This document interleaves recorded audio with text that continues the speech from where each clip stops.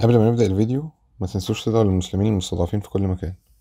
الفيديو بتاعنا النهاردة من واحدة من أجمل محافظات الصعيد، محافظة سوهاج. هنلف مع بعض مدينة سوهاج وهنشوف كتير من الآثار اللي فيها، وهنصلي في واحد من أجمل الجوامع في مصر كلها. لو ما كنتش شفت الفيديوهات اللي فاتت من محافظات الصعيد ممكن ترجع تشوفها بعد الفيديو ده. اتحركنا بدري قوي من أسيوط عشان نكسب اليوم ونلحق نروح أماكن كتير. أول حاجة أخدنا أوضة في فندق جنب محطة القطر، كان اسمه الأهرام تقريبا. الفندق كان يقضي الغرض والبلكونة بتاعته كانت باصة على رصيف المحطة. كنا خايفين ما نعرفش ننام من صوت القطورة بالليل، بس الحمد لله ما حسناش بيها. المهم نزلنا عشان نبدأ استكشاف البلد. نزلنا اتمشينا على الكورنيش شوية، والسور بتاع الكورنيش كان مرسوم عليه شعار محافظة سوهاج، واللي عليه الملك مينا موحد القطرين اللي درسناه في الدراسات زمان، اللي واحد الوجه القبلي والوجه البحري.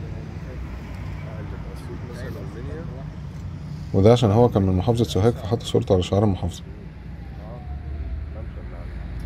واحنا كل ما بننزل تحت اكتر وبنقرب اكتر من اسوان بنلاحظ ان النيل بيزيد اتساعه.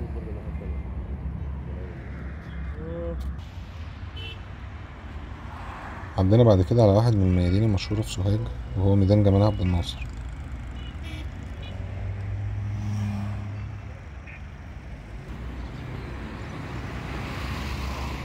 الكوبري اللي هناك ده كوبري أخميم، وهنعدي عليه كمان شوية. طلعنا بعد كده على الكوبري وشوفنا منظر النيل من فوق. والحقيقة إن في جزيرتين رئيسيتين في النيل في مدينة سوهاج. الكبيرة اللي على الشمال دي اسمها جزيرة قرمان، وللأسف مفيش اهتمام كبير بيها رغم إنها واحدة من أكبر الجزر اللي شفتها في النيل. الجزيرة الصغيرة اللي على اليمين دي جزيرة الزهور، ودي واحدة من الأماكن السياحية الجميلة في سوهاج، وفيها شاليهات وحمام سباحة وملعب كورة وكافيه، بس للأسف وقتنا مسمحش إننا نروح المرة دي. اتجهنا بعد كده لمتحف سوهاج القومي، واللي بيحكي تاريخ محافظة سوهاج بشكل جميل قوي. متحف سوهاج اتأسس سنة 1993، ولكن ما تمش افتتاحه رسمي غير في أغسطس 2018. والمتحف بيضم 6 قاعات، منهم قاعة لفتت نظري كانت بتحكي عن العادات والتقاليد والتراث الصعيدي على مر العصور.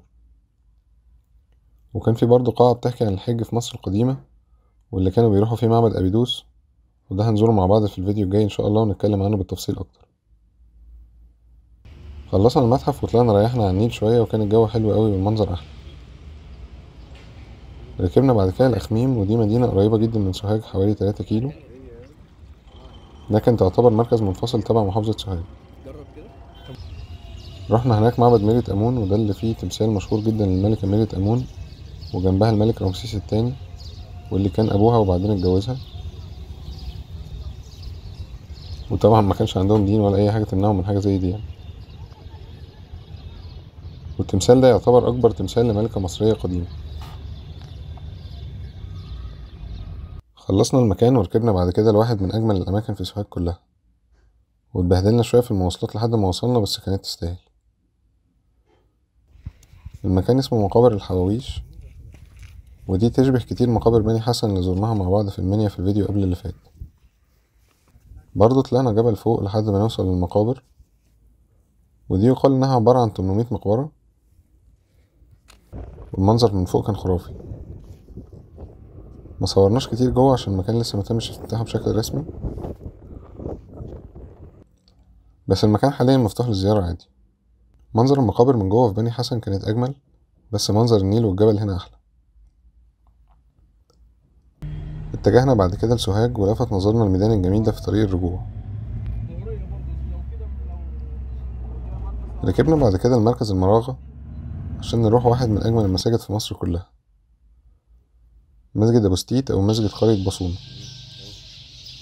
وده مسجد في قرية صغيرة تبع مركز المراغة، وكان متهالك جامد ودمرته السيول، فكانوا عايزين يجددوه.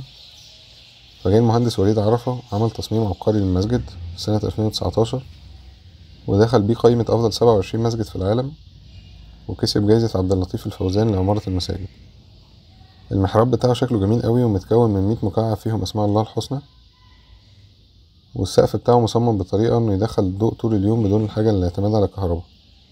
والفتحات اللي في الحيطة دي بتمنع انتشار الضوضاء، لو حد راح مكتبة اسكندرية قبل كده هياخد باله انها معمولة شبهها.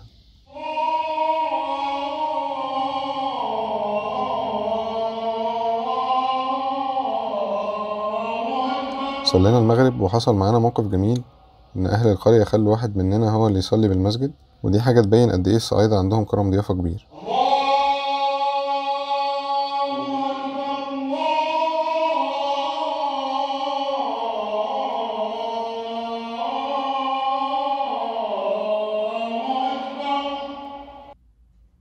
رجعنا بعد كده لسوهاج عشان نتغدى ونلف لفة سريعة بالليل بعد اليوم الطويل. أكلنا في مطعم سوري اسمه تومية، وكان الأكل كويس، بس سمعت إن المطعم دلوقتي اتقفل.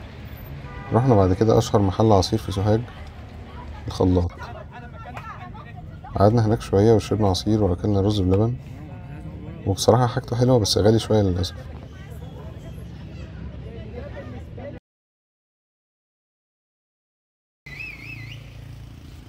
لفت نظرنا النفق ده واحنا بنتمشى.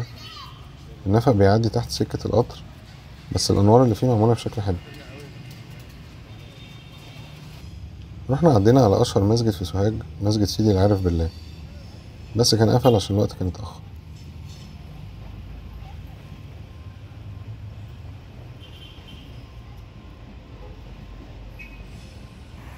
بعد كده ختمنا اليوم بقعدة رايقة على النيل.